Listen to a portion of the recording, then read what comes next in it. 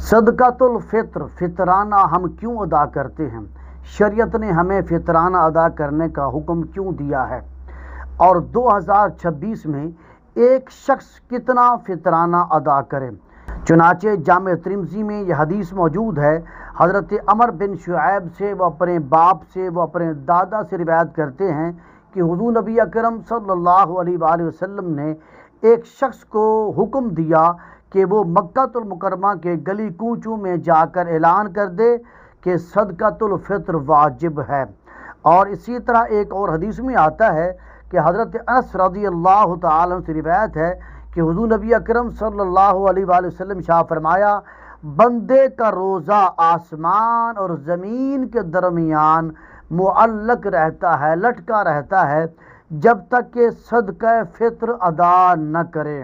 اور اسی طرح ابو داؤد میں یہ حدیث موجود ہے، سنن ابن ماجہ میں یہ حدیث موجود ہے، حضرت عبداللہ ابن عباس سے روایت ہے کہ حضور نبی اکرم صلی اللہ علیہ وآلہ وسلم نے زکوٰۃ یعنی صدقۃ الفطر مقرر فرمائی۔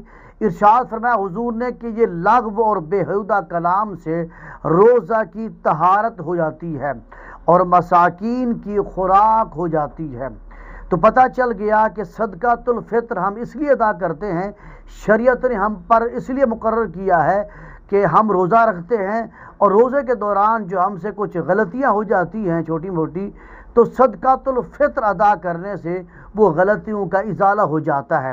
اور دوسری جو حکمت عملی یہی ہے شریعت میں کہ صدقۃ الفطر ادا کرنے کی، وہ یہی ہے کہ غریب و مساکین کی خوراک بھی بن جاتی ہے اور وہ بھی عید کے دن اس خوشی میں شریک ہو جاتے ہیں جو کہ عام مسلمان خوشی منا رہے ہوتے ہیں۔ اور اسی طرح یہ مسئلہ بھی یاد رکھ لیں کہ صدقۃ الفطر ہر مسلمان پر واجب ہے، مرد ہو، عورت ہو، بوڑھا ہو، بزرگ ہو، جوان ہو، بچہ ہو، صحت مند ہو، بیمار ہو، مریض ہو، گھر میں مقیم ہو، سفر پہ ہو، جہاں بھی ہے مسلمان، اس پر صدقۃ الفطر واجب ہے، چاہے وہ روزہ رکھے یا وہ روزہ نہ رکھے۔ تو آج سن 2026 چل رہا ہے، تو اس رمضان المبارک میں ہم کتنا صدقۃ الفطر ادا کریں؟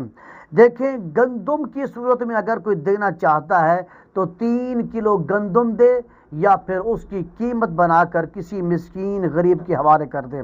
اور اسی طرح اگر کوئی آدمی گندم کا آٹا دینا چاہے تو چکی والا آٹا، یہ 2 کلو گرام ہو، جس کی قیمت 300 روپے بنتی ہے۔ مطلب کیا ہے کہ اگر کوئی آدمی پیسے دینا چاہے تو پھر وہ 300 روپے دے گا، اگر وہ آٹا دینا چاہے تو پھر وہ 2 کلو گرام آٹا دے گا چکی والا۔ اور اسی طرح اگر کوئی شخص جو دینا چاہے تو جو 4 کلو گرام ہوگا اور اس کی قیمت کتنی بنتی ہے؟ 1160 روپے۔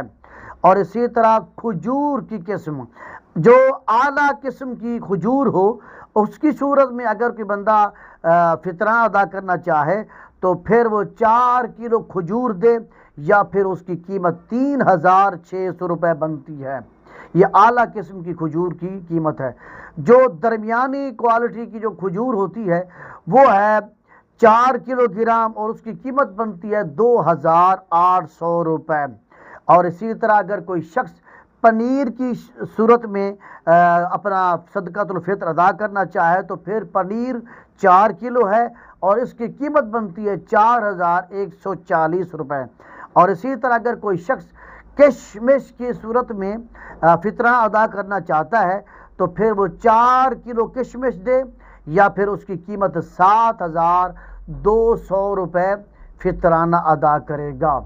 تو یاد رکھ لے میرے بھائیوں، جو بندہ جس طرح صاحب حیثیت ہے، اگر کوئی صاحب ثروت ہے، اللہ نے اس کو مال، پیسہ، دولت زیادہ دیا ہے، کاروبار ہے، صاحب حیثیت شخص ہے، تو اس کو چاہیے کہ وہ کشمش کی صورت میں، پنیر کی صورت میں یا کھجور کی صورت میں ان کی قیمت بنا کر وہ اپنا صدقۃ الفطر ادا کرے۔ جو درمیانے طبقے کا آدمی ہے وہ پھر آٹے کی صورت میں یا گندم کی صورت میں یا پھر جو کی صورت میں وہ اپنا فطرانہ ادا کرے۔